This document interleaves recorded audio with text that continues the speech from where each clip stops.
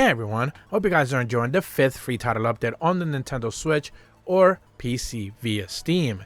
And today what I wanted to go over very quickly is some of the highlight information provided us through the patch notes.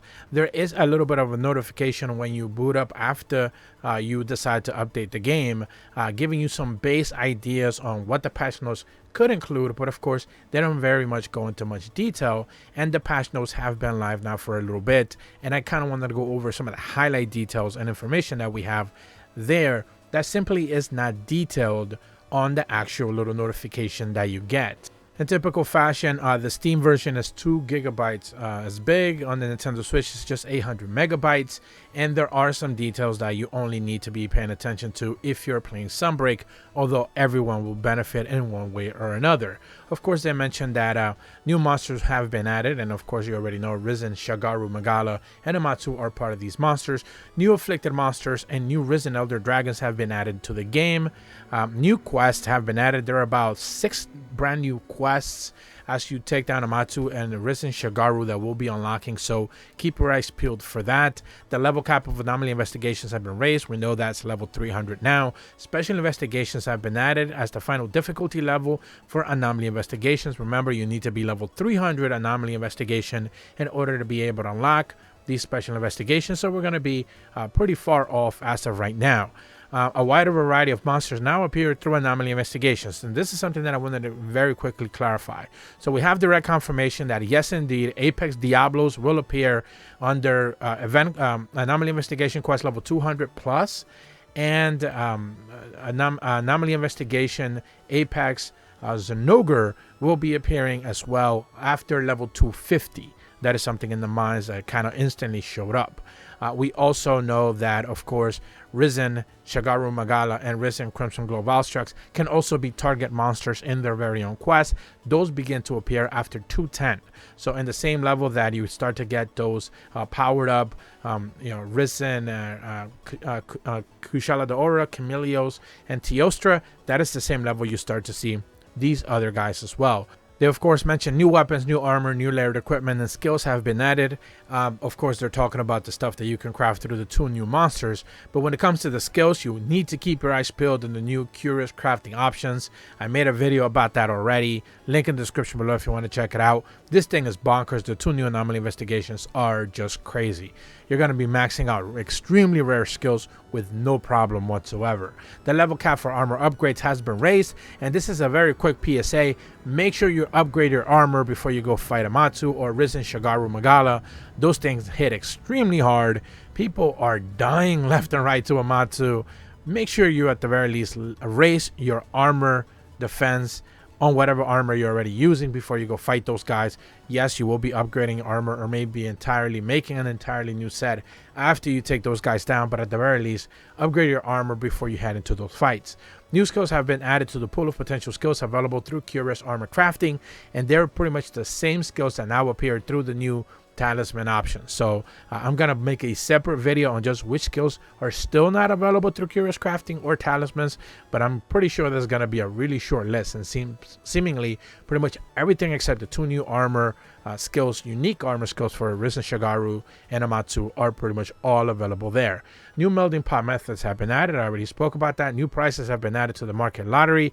I made a very quick post regarding the new, I believe it's called Goku Plush Princess version, but I'm sure there's another one there. They always given us 1 or 2, so I'm going to be talking about that at a later date. New trinkets and hanging scrolls have been added, of course, for the new monsters. New items have been added to trade at the Anomaly Research Lab. This is pretty much new spheres for other monsters that simply didn't have one. You cannot trade for those. New dialogue has been added for major NPCs at Komura Village and Elgato Outpost based on your progress. They're talking about the stuff as they are talking, regarding you fighting Amatsu and you fighting Risen Shagaru, so that's pretty obvious there. New afflicted materials options have been added to the search criteria anomaly investigations options. We spoke about this in the past. New categories, filters for forging decorations have been added. New wish list for forging smithy options have been added. New wish list and search options for the smithing also has been added. Added a wish list option for search decorations as well. They added a skills pool details options for augmenting armor and the smithy. They added a filter function to the talismans management screens to change equipment, which is really good, especially if you want to like save some of those, but they're not necessarily locked, which you should be locking your talismans to begin with. New guild card titles have been added, and I know you guys love those.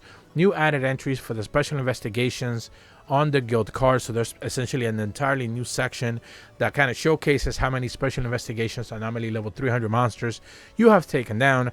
New badges of heroes. I believe you get one for Amatsu. I believe you get another one for Resident Shagaru. And I believe once you start taking down 300 anomaly investigation, special investigation monsters, you begin to get more of those.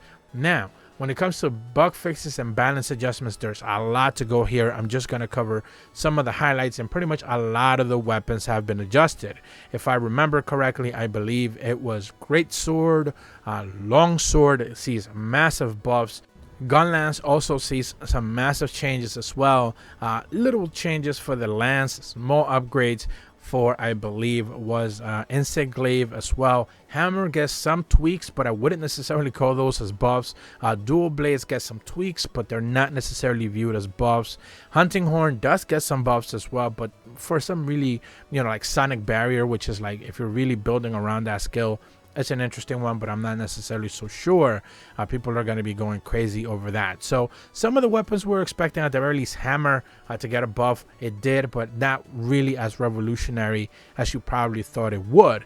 Maybe the Risen Shagaru armor will be something that you want to go after now, since it's so Silkbind dependent as a weapon, and that armor will pretty much gives you 4 silk binds now, so certainly you want to take advantage of that. When it comes to buddies, they simply mentioned that they fixed an issue occasionally causing buddies to display it inappropriately at the recon. They mitigated bugs occasionally preventing buddies from anticipating or participating in combat due to the fact that they keep auto attacking sleeping small monsters while on alert. In general, just sleeping, putting us to sleep monsters while buddies are attacking. Not really a good idea.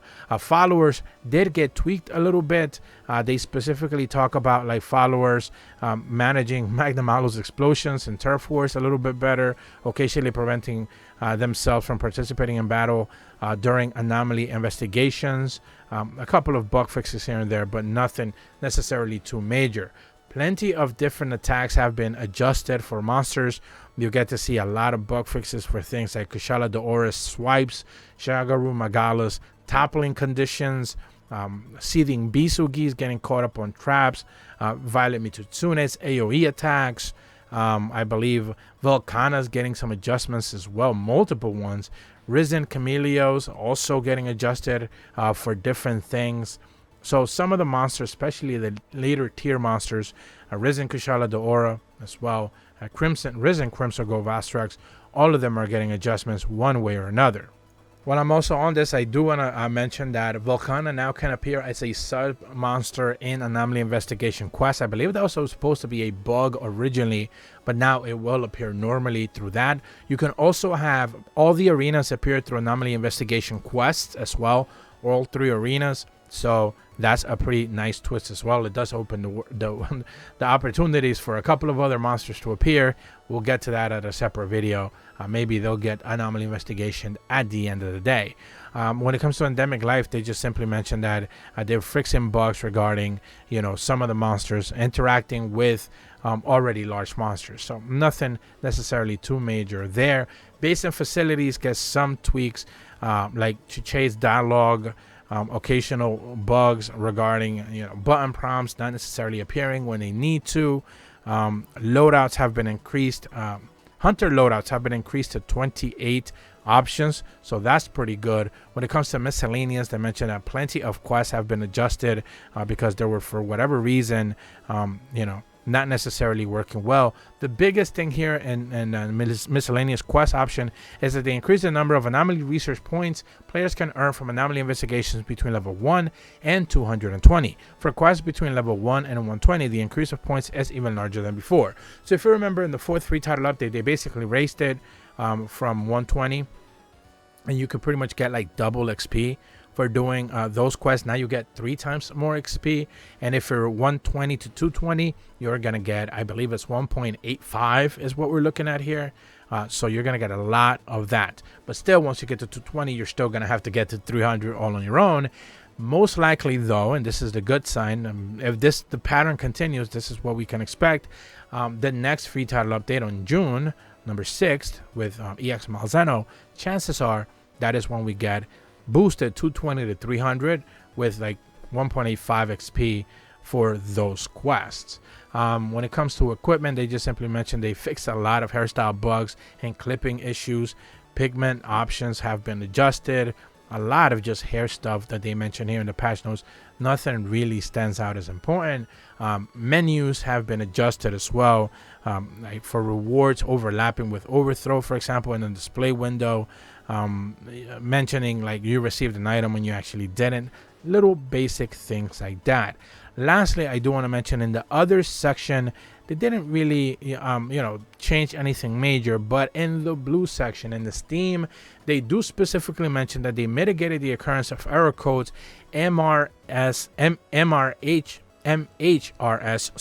0034 0036 MHRS 0034 0002, which involves save data becoming unreadable. Now I'm gonna have to look into this a little bit further if it does mean exactly what I think it means. Finally, it means that Steam players can finally no longer be concerned about save data corruption, but of course I'm gonna need to do a little bit more research on that to be able to hopefully put out the good word that that has been fully fixed.